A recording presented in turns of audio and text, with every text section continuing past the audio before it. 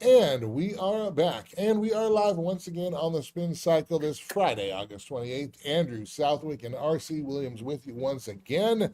Thanks to those of you checking us out right now live or stopping by for a few minutes, and to those of you who are watching us on demand on any of our platforms. And speaking of the platforms, RC, why don't you let everybody know where they can find Oh, us? oh boy, my friend. Good afternoon. We are on one today. So, all things Watchmen Action, super easy. Start at Watchmen, that's Watch MEN action.org. If you're looking for us on the social, super easy. Just type Watchmen Action into the search bar on any of the social media platforms. You will find Ezekiel the Lion and his smiling face. You can also see the spin cycle every weeknight, 9:30 Eastern, on the brand new 24/7 Watchmen Action Network. That's channel 40 on Beck Cable in the great state of North Dakota and streaming everywhere you might expect. All things Andrew Southwick, the spin cycle, culture crossroads, all that good stuff, including his awesome monologues. Go to YouTube. Look for Culture Crossroads 316. Make sure to like, share, and subscribe so that more people can hear the truth without the spin. All right. And we're going to get down to it. First thing I got to tell you, RC, I don't know if you noticed, but this week I don't have the sunshine on my shoulders. Have you noticed that? Like I got the I have lighting. noticed that, The sir. lighting is controlled now, and hopefully I'm a little bit more in HD and everything. Yeah, it's amazing what a big swath of black felt will do. I have no windows anymore in my studio. That's a You don't look like you're auditioning for the Bee Gees anymore, my friend.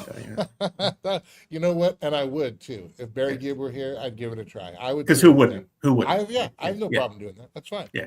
If they ask me today, I'm gone. You're doing the show on your own. I'm going to sing Staying Alive. There it is.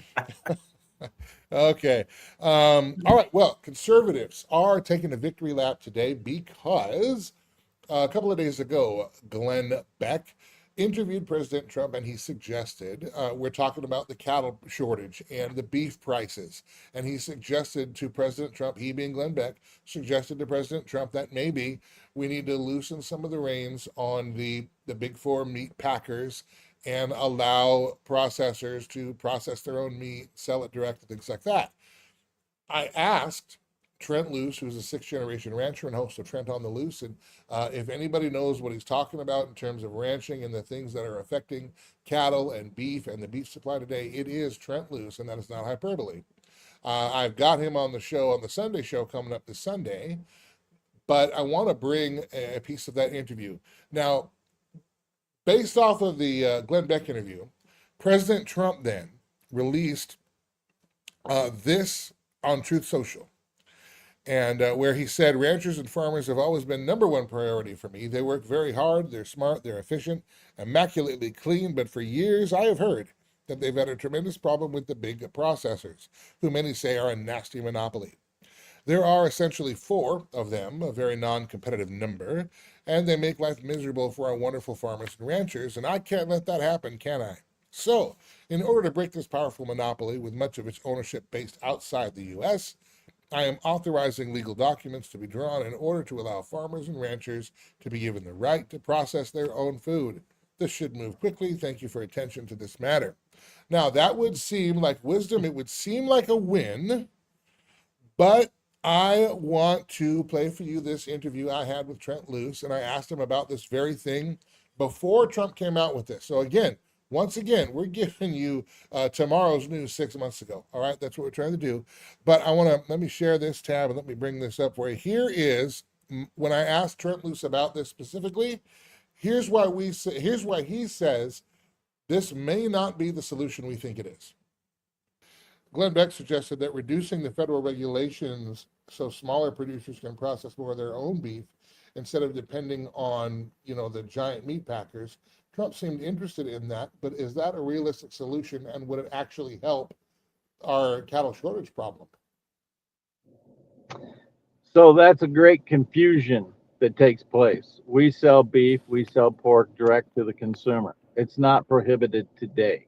We do it every day. People all across this country do it every day.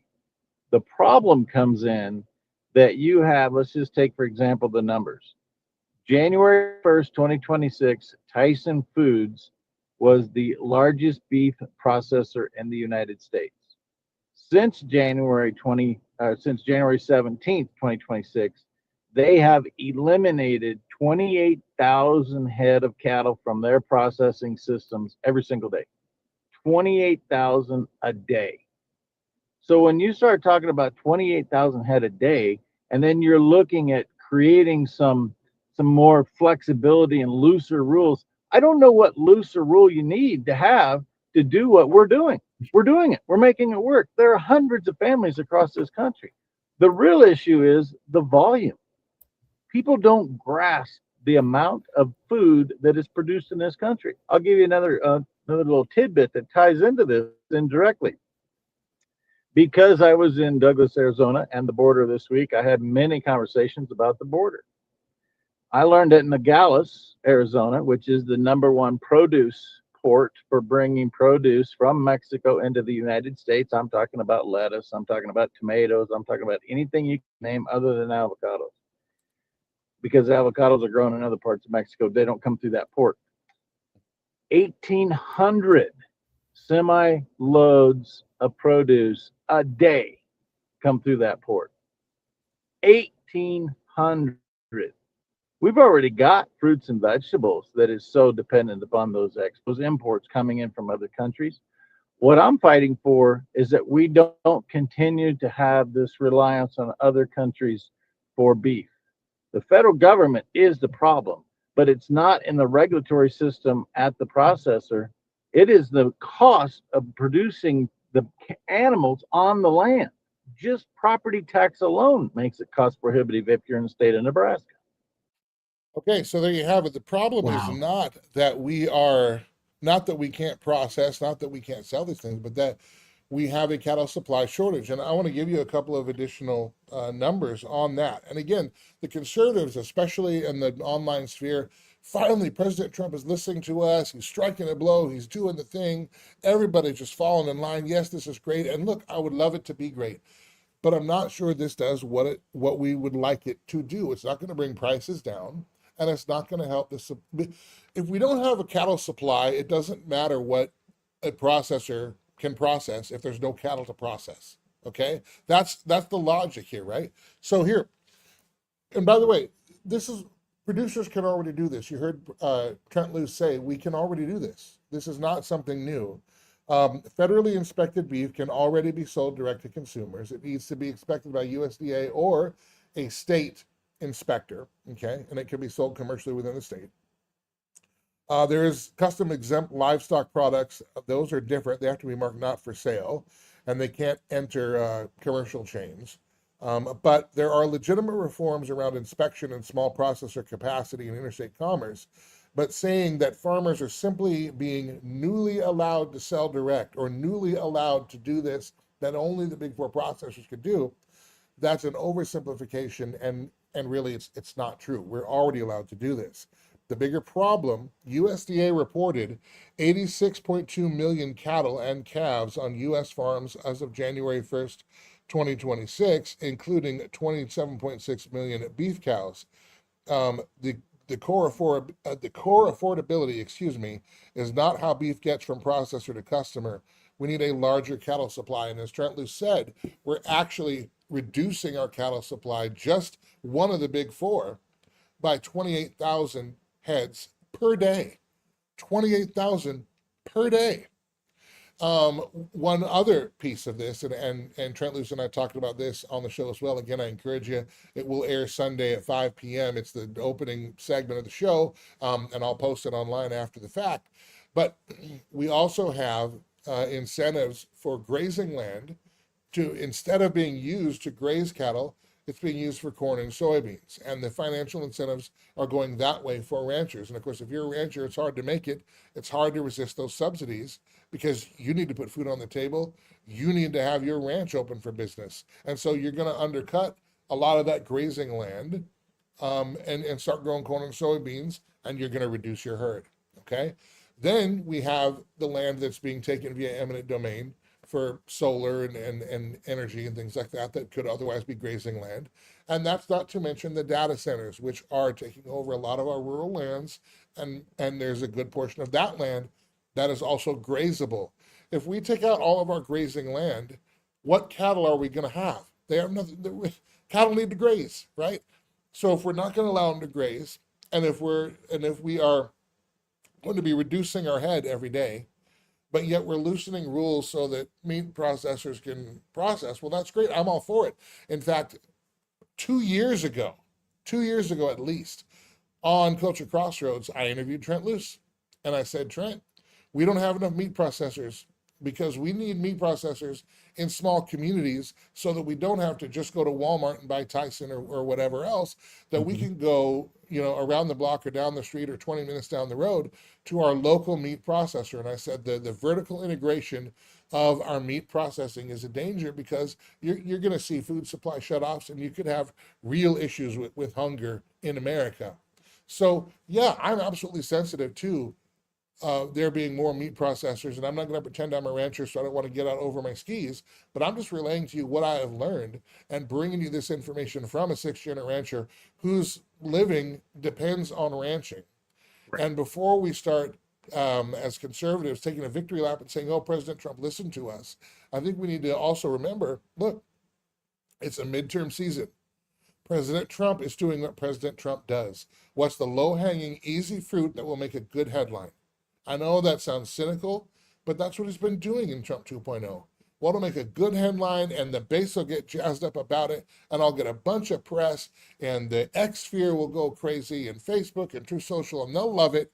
It won't solve the problem.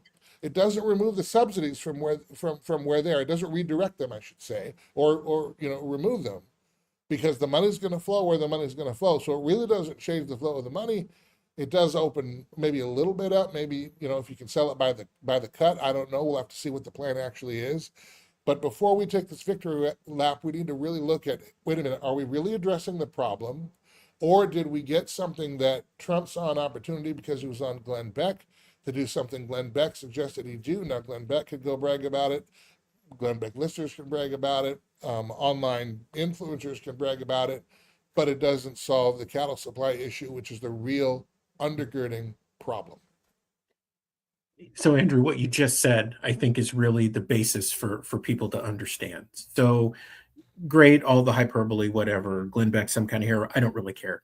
I don't really care about most of these people anymore. You just get to the point where you're so frustrated with the talking and not enough of the action. Speaking of that, it seems, Andrew, from us on election night, talking about the importance of codifying things into law, that seems to carry over to this almost disease that we have of not actually getting to the root of and solving the root of the problem. Here is another example. Trent Luce, obviously a sixth-generation rancher, is going to know better than most, including the sitting president of the United States, what the root issue is, which he accurately described, by the way. This is the equivalent of you forgetting to flush your toilet, and it's got stuff in it, right? And instead of actually flushing it, you just go in every so often and you spray a little bit. It may smell better for a minute. It may be functional, but boy, when you open the top, man, you're going to get a whiff, right? Because you're not addressing the root issue. And so here we are again. And my concern is that we're not going to address the root issue at all. This isn't just cover to allow some things to move until we can address the root issue. It seems like another data center or eminent domain or whatever the case may be is more important than actually eating or us being able to supply ourselves. I was shocked to hear what he said about Nogales. I did not realize 1,800 trucks a day were coming in with produce from Mexico.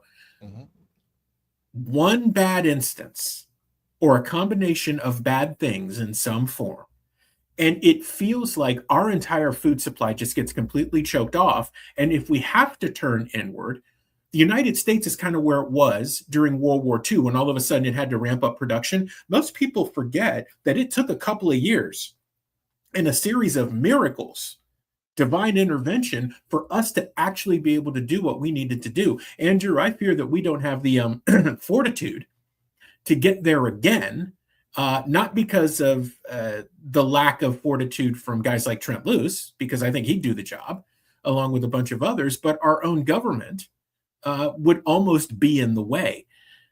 It's scary to think that we live in a world where just dressing over the issue is okay for whatever reason, when if you actually took the time to solve the problem, we wouldn't have it. Who'd have thought? Mhm.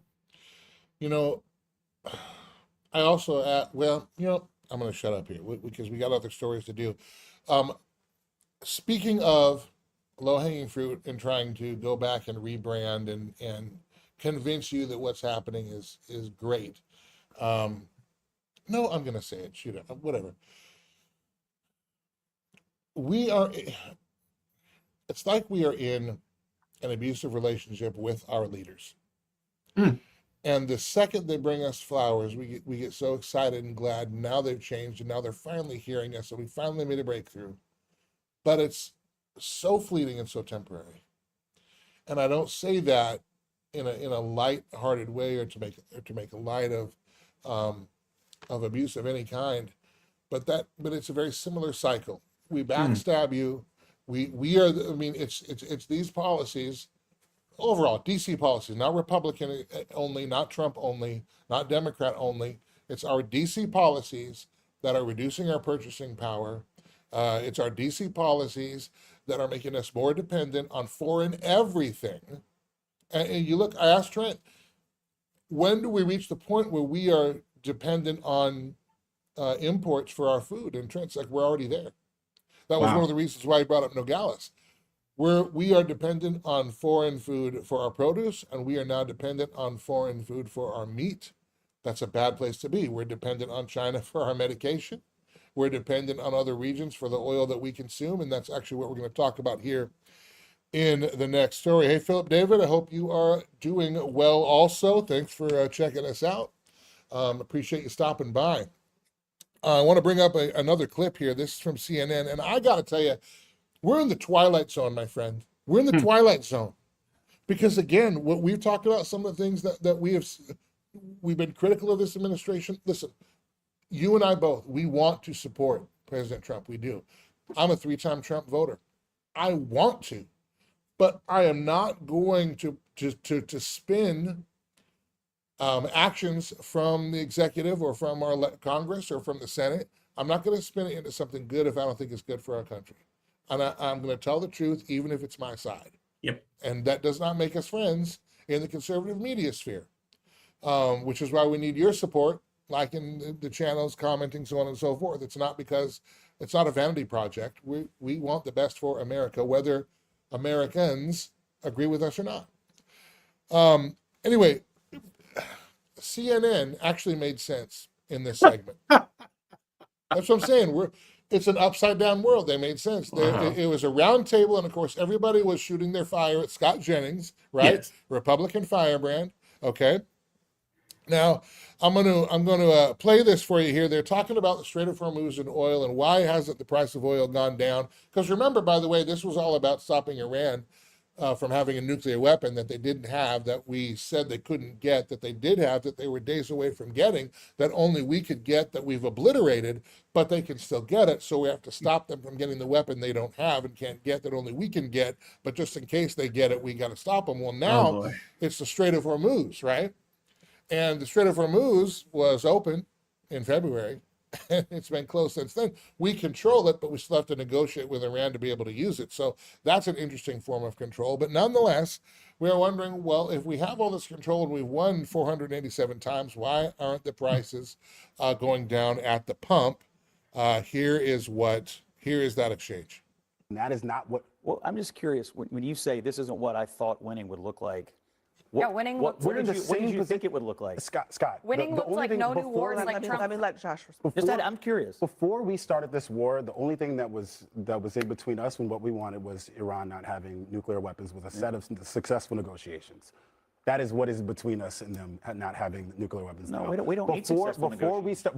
Yeah, we do. We don't need successful negotiations. The Strait of Hormuz was not closed before this war started. Like Abby said, 170 oil tankers were going through there every single day. Yes, why are only 10 going through, Scott? And listen, we have escorted 750 million barrels of oil through the Strait. I do want you to actually answer that question, because this is just emblematic of like a broader glossing over of reality. If you're claiming the Strait of Hormuz is open, why are there only 10 tankers coming through the strait now. Well, first of all, I'm not claiming it. Brad Cooper, the commander of CENTCOM, Sure. is talking If about it. you and the administration, the not my fault. president is also claiming it, why are there only 10 tankers coming out of the strait right now? Well, there's tankers going through at the escort of the United States Navy. 750 million barrels of oil. I know, have but come you're through. not answering my question. It used to be 110 a day. Now it's 10. We don't need as So many if to go it's- through right so now. if we No, don't we need don't that, need it. So tell that to the American If it people is who are a paying record high gas fraction- prices for if it is a August. small fraction of what it was before, is that not emblematic Well, of a Strait of I mean, Hormuz that is not I'll give in you, fact I'll give you a open? strategic reason why ultimately it doesn't matter, because we have figured out how to move oil out of the region. So then why haven't gas prices gone down, Scott? You just said it doesn't matter. So we have figured out how to move oil out of the region, not entirely through the Strait of Hormuz. Now we is can number get oil one. without Hormuz. And so we have basically taken away the strategic advantage of There's no being able to advantage close. anymore. Gas prices are still elevated in this country as a result of the war. Yeah. So what you're saying gas prices and the will eventually reality come that down. They'll come down Americans are eventually. living with are not the same. Inflation is transitory. They're Or eventually not. going to come down, just like Trump said this war would eventually only gas last 4 to prices 5 will weeks, come and now down. it's dragged on for nearly 7 months. And all of this is happening at the same time that we produce enough oil to make ourselves energy independent. Okay. Scott, that's not apart the- from what's gas- happening gas in is oil. a- And now we're energy independent. Okay, I want to walk through some of these because there were several different answers there, and none of them can exist in the same universe. All right, unless we are literally in a multiverse right now, which maybe we are. Maybe we are. I'm not really sure. But okay, so Hormuz is still far below normal. Recent reporting in terms of the oil going through. And I'm sorry, I'm looking at my phone. My printer is broken today. Otherwise, I could look more at the camera when I read this stuff. So thank you for bearing with me. Recent reporting put visible commercial or commodity vessel traffic through Hormuz at a fraction of the pre-war levels. The administration says protected corridors, or excuse me, I skipped that. Different trackers produce different counts, but especially because some tankers may travel dark, quote unquote, that is with their transponders off. But the broad conclusion is not disputed. Normal traffic has not returned. So the first defense was, well, we found another way to move the oil. The administration says protected corridors, alternative pipelines, and other arrangements are moving substantial oil despite the disruption. Okay, but then the consumer question then is going to follow. If the workaround has substantially solved the oil flow problem, why have gas prices remained elevated to where they are now at about $4.09 a gallon nationally? At least that's what it was about an hour ago in America. Well, the defense number two, America is energy independent. Well, what does that mean? Okay. The United States is a net energy exporter. All right. And that's not the same thing as consuming American oil only or being insulated from global crude prices. The U.S. still imports petroleum, including crude grades that many domestic refineries are designed to process while exporting other crude. So America can simultaneously produce these quantities of oil at enormous rates and remain exposed to world prices. Energy independence in political usage usually means that we're net exporters. It doesn't mean that we are using the oil. That's the word trick there. Because when we hear energy independence, you and me, the voter, we think we're using our own oil. We think we're fracking and we're doing the things that we're supposed to do. We think Keystone Pipeline, this is for us. That's not what it means. It means we're a net exporter. It means we export more than we import, okay? That's why the instability in the Persian Gulf can still affect our gas prices, even during record or near record U.S. production. We have to separate these things. This is why we bring you the context. I know we're a little bit in the weeds, it's a little bit nerdy, but bear with me here for a second. Here's the central contradiction, RC, and I want to get your comments. If Hormuz is no longer a major problem because alternative routes are not working, then where's the price relief, right? If America is truly independent of foreign oil disruption, why would the war in the Persian Gulf materially affect the pump prices? If Hormuz is still strategically vital enough to require U.S. military protection, then America is plainly not economically indifferent to Hormuz, and the administration cannot use energy independence to minimize foreign dependence on oil while simultaneously using Hormuz's importance to justify the continued war. It's baffling. It's back and forth. That was a very "Where is Mitch McConnell" series of answers from Scott Jennings. Now, if you're not hip to that, Scott Jennings came out and said he had talked to Mitch McConnell and Mitch was fine. Nobody's seen Mitch in probably 2 months now. So a lot of people raked him over the coals because he gave that type of answer. I'm watching it. You may have seen me cover my eyes because I'm like, I can't watch this anymore. It's so cringe that I'm having a hard time with it. If there is a national security question you can't answer, which is in part where I think Scott Jennings was going, he just didn't express it. Like if you're doing something with dark vessels or whatever, and that's a national security concern, I can understand why you would not mention that on the air. But as a professional, and I've interviewed Scott Jennings, okay? He knows his stuff. At least I thought he did. You have to be prepared to deal with something like that. And at least give an answer that is coherent enough that the people who are on the set with you, which you know are not fans of the administration, don't completely shred you and back you into a corner where you're just kind of the babbling brook. Like you said, oh, we're energy independent. Well, great. Where does relief come from? You could have put a time frame on it and said, look, fuel prices are generally 2 to 4 months behind because people have to buy in advance. So you're not going to see that for a minute, but we got it figured out. People would have said, oh, I didn't know that. Okay, that makes sense to me. No answer that was coherent there. We found a different route for the oil. And without giving up national security concerns, you could have simply said, this involves multiple coalition partners ensuring that the Strait of Hormuz is no longer an issue for us or the rest of the world. Everybody had been like, whoa, that's awesome. And if they asked you another question, you said, listen, there's some national security stuff here. I can't get into all the details because we're not going to triangulate for our enemy, but understand that things are working.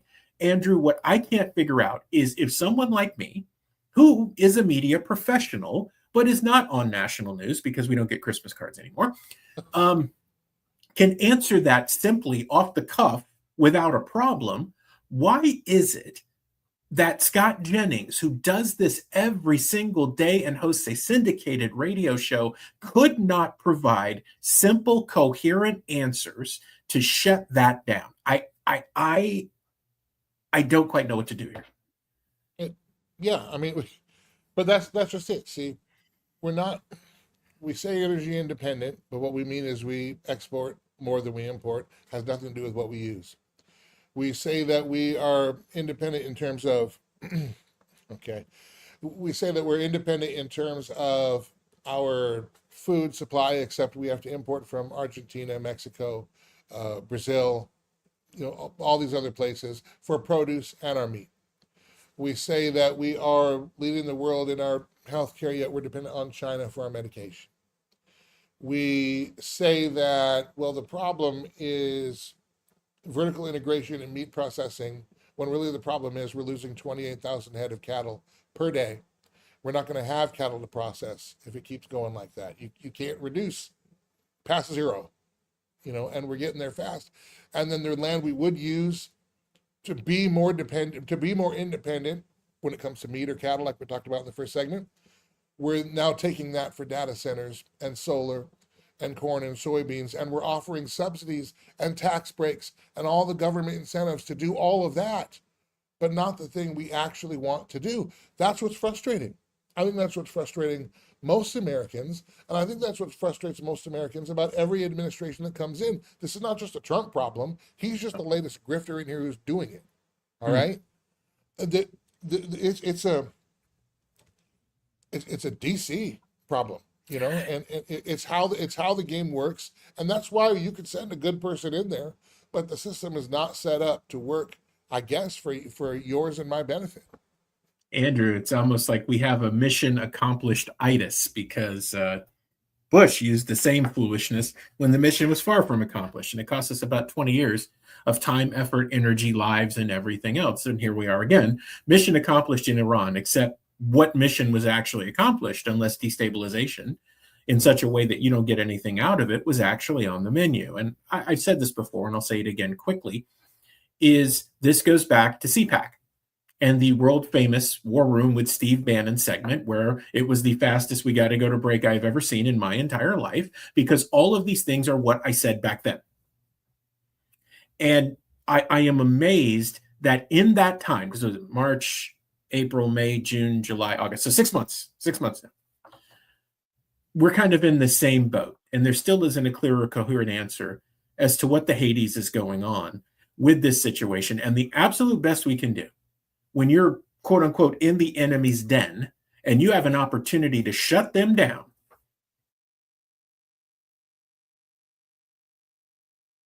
Oh, sorry. You froze again. You said shut them down. I know you'll come right back. Well, RC will be right back in just a second. But look, what you're talking about is exactly right. If we have an opportunity to knock these people out, why don't we?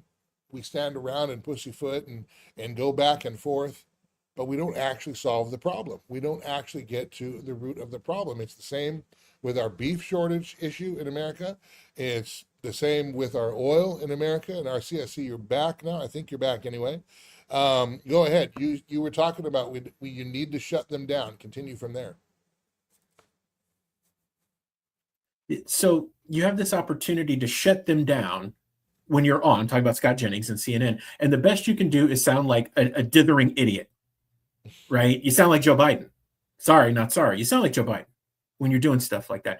And again, our 3-year-old grandson, Aiden, could have done a better job in that situation. And he is not informed at all beyond where are his toys, and he wants to hang out and be on camera on Culture Crossroads occasionally, Andrew. But he would have done a better job with that situation. I am somewhere between disappointed, sad, and ticked off at us even having to watch and analyze these things. Now, we do it because people need to have an understanding, but my goodness, I said this the other day, and I know we're not going to cover the story today, but the ATF gets ransomware. They want like $2 billion. Every gun owner in the United States, their information is now being held hostage. Please stop the ride. I want to get off. Maybe you can drop me off at the Lake of America exit. This just stacks on top of that. Please stop the ride. I want to get off. And that, and that's great. That leads us to what'll be our last story for today. It's not really a story. We're just going to end with it because it's a collective sigh. All these things are going on, and you have Trump renaming Lake Ontario Lake of America. Okay, you know what? The minute he did that, do you know what happened to my purchasing power? Nothing. The minute Lake Ontario, finally we got it out of those evil Canadians. Oh my gosh, the Canucks themselves, the Maple Leaves. Oh, we can't have it. Now it's Lake of America. Everything is better again. Do you know what happened? When the moment his pen struck and it was the Lake of America, I went down to get gas, and would you believe it? It was still over $4 a gallon. Like magic fairy dust, yes. We're going grocery shopping, but now that it's Lake of America, I am sure that prices have come right down, just fallen down. But in that, as he did that, and I'll say to put the energy tie a button on our energy conversation, maybe America does produce enough energy to be able to say energy independent, right, on a campaign graphic. But if a ship cannot get through a 21-mile wide strait on the other side of the planet, and then suddenly my gasoline costs more because of that, I really need you to explain to me what exactly I'm independent of. Like I just apparently your purchasing power. It's true. Yeah, that's certainly independent of me. But don't worry, because Truth Social, Donald Trump, greatest president ever, according to Donald Trump. It is interesting. You know what's dumb about this? I don't know. I think he was trolling here, Andrew, but it was a really bad troll. Who was he trolling? I have no idea. This is an old picture, apparently, the way that I understand it. Is and it? Maybe I go ahead. I'm sorry. This is not a national issue. I think it's just dumb. But if he's trolling, who is he trolling? What's the troll here? Reagan isn't on here. I don't think JFK is either. I'm not sure, but if I'm not mistaken, did Silent Cal did he have him under average? Like Calvin Coolidge was the epitome of what you would want a president to be. And if I'm looking at this correctly, now mind you, folks, I've been studying presidents since the second grade. So I have an understanding. I have a pretty good understanding of this. I see that Andrew Johnson is on the average list. I don't know in what world Andrew Johnson manages to make any average list on the rankings of presidents when historically, consistently across the board, regardless of party, regardless of leaning, Andrew Johnson is historically ranked as one of the worst presidents in history because, amongst other things, of his failure with Reconstruction. I mean, look, Ulysses S. Grant, for whatever it's worth, yes, there are some qualities that can't be redeemed, but in fairness to him, some of the work that he did, you'd probably at least have him in the average category. Well, and then you have the great category, FDR and Woodrow Wilson. Woodrow Wilson, a racist and evil man to the core. One of the reasons why we have the United Nations, a globalist. He ushered in the progressive era at the turn of the 20th century. Evil, not great. That's a failure. Come on, man. FDR with the New Deal. So he is the progressives' standard bearer. He's their greatest president. Everybody wants to be just like him. He ushered in a lot of the progressive nonsense and a lot of the welfare state that we have today. That's a failure. So why you would list them next to a Lincoln or a Washington is beyond me. And again, John Adams is near great. And Coolidge, he has us below average there. Unbelievable. I mean, he's got Biden in the right place. He was a failure, but Biden, he wasn't even really the president. It was probably Obama's third term. Carter, yeah, that's a failure. I'm with that. Harding, but yeah, but again, where's Kennedy on here? Where's Reagan, for example? I don't see. Do we see the Bushes anywhere? I don't see the Bushes either one. Seems to be you're missing quite a bit of the late 20th century. Ooh, and Nixon, where is he? Where's he at?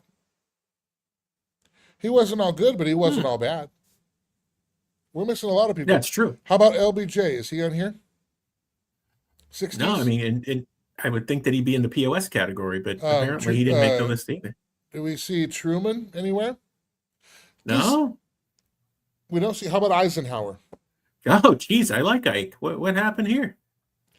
Okay, here's what we need to know. This is the most important thing about this, okay? It's dumb, but whoever put this out, and I mean, that came out on Trump's social, so he did post it. He's got to know. I just rattled off like half the presidents of the 20th century, and they're not on here. Yeah. Does that mean that President Trump doesn't know that those people were president in the 20th century, i.e. presidents in his lifetime? Or was this made by a staffer and he just put it up because he wasn't paying attention? Like, either way, it's not great, but I think we need to redo the ranking of presidents here. And let's wait a second to call him great. I am willing to let time and history shake some things out, and we might look back at a couple of things and say, oh, there was some wisdom in that, even if I don't see it today, because we don't see a lot of relief today. But for crying out loud, to say you're the greatest now, if you are saying that, nah. If you're trolling, just tell me who you're trolling so I can be in on the joke. Because Please. That list is clearly, if not, then the list is the joke. I don't know what else. Yeah. Anyway. All right, RC, I was going to talk about Pennsylvania and measles, but we don't have time, and we'll get some more info. We'll bring that back. But there's a whole lot of lying and shenanigans and misinformation going on there. We'll keep an eye on the Clancy case next week as that unfolds. We'll see what the jury says. Hopefully, we'll get some clarity on that. The ATF, we got to follow up on that story. And of course, it's the weekend, so the government's going to be shut down. I hope everybody will be okay. I hope you can survive this upcoming government shutdown that we're going to have for 48 hours. You know what that means? It's going to be a pretty good weekend. I'll tell you. Yes, amen. It's going to be yes and amen. All right. RC, anything else that you want to bring up real quick that we need to know before we go? I am glad that we continue to inform people, Andrew, but I have to tell you, when you think it can't get any more ridiculous, Uncle Ridiculous shows up at the door and says, look at my new ridiculous shirt and my new ridiculous hat, and let me show you how much more ridiculous I can be. That said, we are doing our public service, and we are not Morions, sir. No, we are not, but we do live in Dumb and Dumber, where we will trade a van for an 80cc scooter. There you go. And totally redeem ourselves. All right. Yes. Join the Morion Club. That is who we are here at the Spin Cycle, where we welcome all. All right, for S.C. Williams, I'm Andrew Southwick. Thank you again for being with us. Remember, please, big three, like, share, subscribe, whatever platform you're viewing this on, whether you're viewing live or on demand. Helps the show grow. It lets the algorithms know this is something people want to see. And again, whether you agree with our worldview or not, that's okay. We just want to bring the truth to these and context to these stories, and you can put that through your own filter, as we do. But we appreciate you spending some time with us every day here on the Spin Cycle. Yeah, government shutdown. Looking forward to that. 48 hours, and we'll see you again on Monday.